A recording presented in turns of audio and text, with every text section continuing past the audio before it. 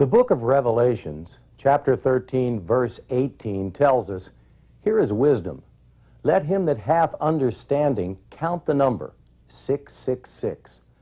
Biblical scholars, who rarely agree on anything, do agree on the interpretation of this infamous number, 666, as an unmistakable reference to the Antichrist, Satan, or the beast.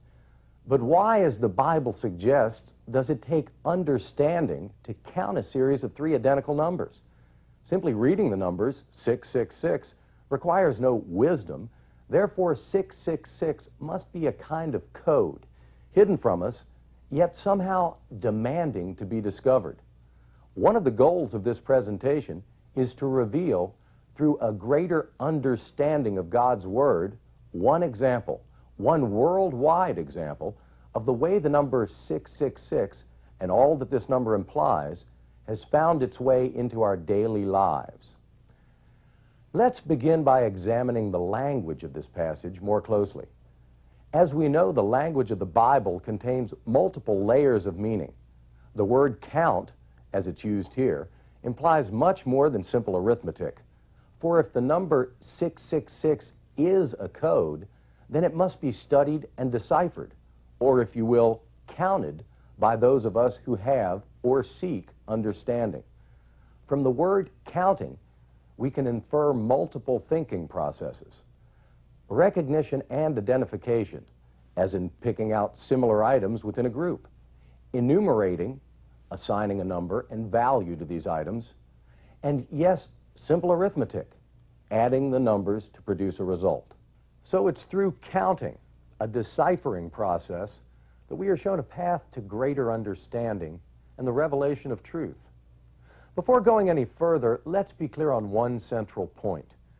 We do not mean to suggest that the Universal Product Code, or UPC, is the mark of Satan, the mark of the beast.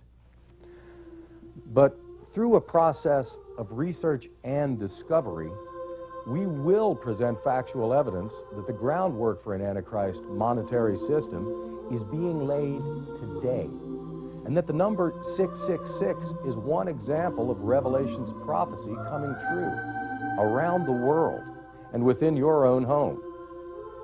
Before we focus on the UPC issue, a little background study is called for, specifically on the subject of the mark of the beast, revealed in chapter 13 of Revelations. "And I beheld another beast coming out of the earth, and he had two horns like a lamb, and he spake as a dragon, and he causeth all, both small and great, rich and poor, free and bond, to receive a mark in their right hand, or in their foreheads, and that no man might buy or sell, save he that had the mark, or the name of the beast, or the number of his name." Who is this second beast? Here Revelations refers to the false prophet, Satan's forerunner, endowed with power by Satan to perform horrific acts. "And he doeth great wonders, so that he maketh fire come down from heaven on the earth in sight of men, and deceiveth them that dwell on the earth by the means of those miracles which he had power to do in sight of the first beast." Deception, miracles. The false prophet works with smoke and mirrors to create illusions that mask the truth. Look back to chapter 2 of Thessalonians.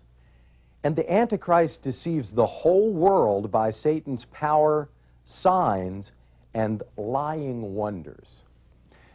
We are shown a prophetic vision of the Antichrist in all his glory.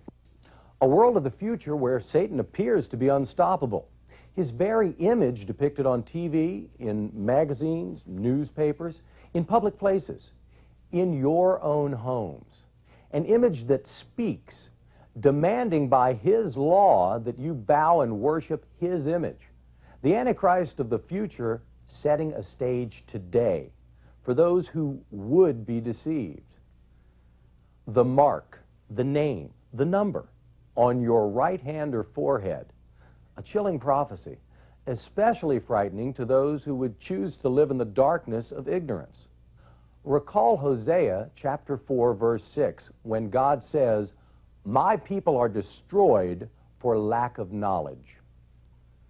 Is Revelation's prophecy coming true today? The evidence seems to suggest it.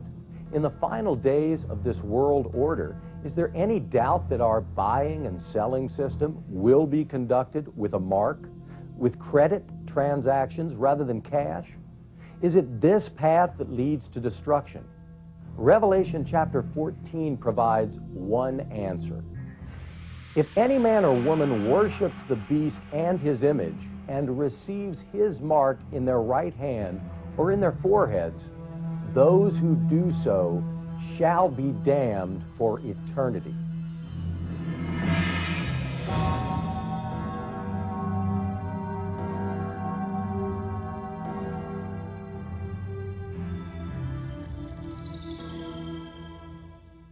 The day of a cashless society is fast approaching. Envision a world where cash transactions are virtually obsolete, where workers receive credits in place of dollars. If your job now pays you $5.35 an hour, that would translate to 5.35 hundredths of a credit an hour.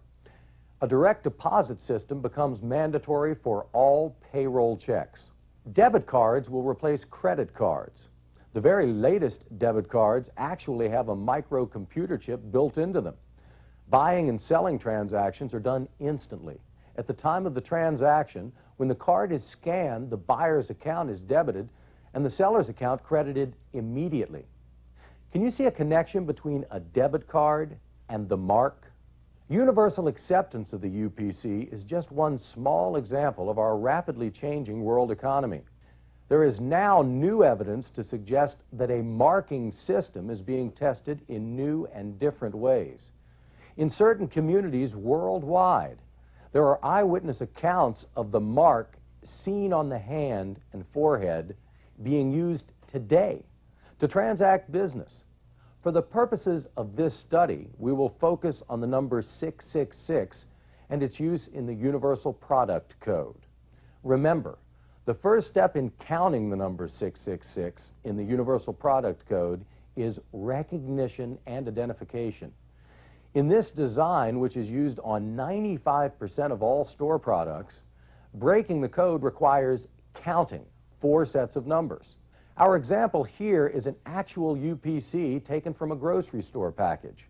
Set number 1 represents the beginning, middle, and ending bar sets. Notice that unlike the other bar sets, no numeral appears underneath them. There is a reason for this that we'll get to soon. The second set of numbers can be thought of as a category number. It tells the computer where the item is located in the computer banks, so it can process the item scanned. The number is found in the next set of bars, toward the middle, on either side. Remember, this is a separate number unto itself. The third set represents the manufacturer's identification number. All products under a given company's name will carry the same number in the set number 3 position. Once the manufacturer's ID is tabulated, the scanner looks to the right side of the code for the 4th set of numbers. This is the item number. Once the computer scans this number, it has recorded everything about the item and its history, including its price. The scan is complete and, in a matter of microseconds, the transaction made. We have broken the UPC down into its component parts, the first step in the counting process. Now we can examine how these parts are translated into single-digit numerals. Each UPC code uses 2 bar sets.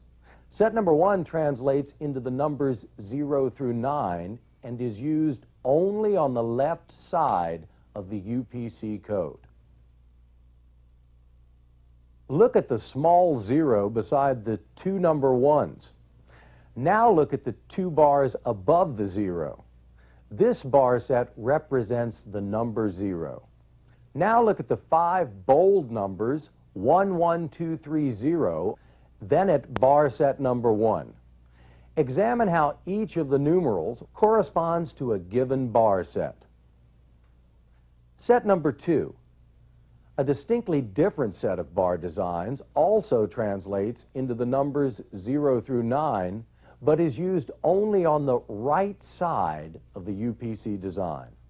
Look at the numbers 80101 and follow the lines drawn from the numbers in bar set number 2 to the UPC below. Remember, UPC scanners first look for a string of numbers before the scan can begin. We are seeing 4 sets of numbers, but the first set is always the same number. It never changes. It's always there. That number is 666. This UPC design, with 5 bold numbers on either side, appears on 95% of all supermarket products. Other designs are also used, some with hyphens between numbers, but 666 appears on all of them. Look at the UPC codes on the products you have at home. You will quickly see that the number 6, derived from the second bar set, is used at the beginning, middle, and end of your sample UPC. Are all barcodes UPCs? Not necessarily. Inventory control codes, for example, do not use 666. And the reason is simple. Inventory control does not directly involve buying and selling. Remember, looks can be deceiving. You can use this decoding process on virtually any product sold today. Learn to count the number 666 and teach the method to your friends. Then inform as many people as you can. Family, friends, even your skeptical next-door neighbor. Help them increase their awareness of the Antichrist system. Help them protect themselves from deception. Chapter 4, verse 6 of Hosea sums it up best. My people are destroyed for lack of knowledge. Because thou hast rejected knowledge, I will also reject thee. The best reference resource for a complete study of UPC and 666 is found in The New Money System by Mary Stuart Relfi, Ph.D.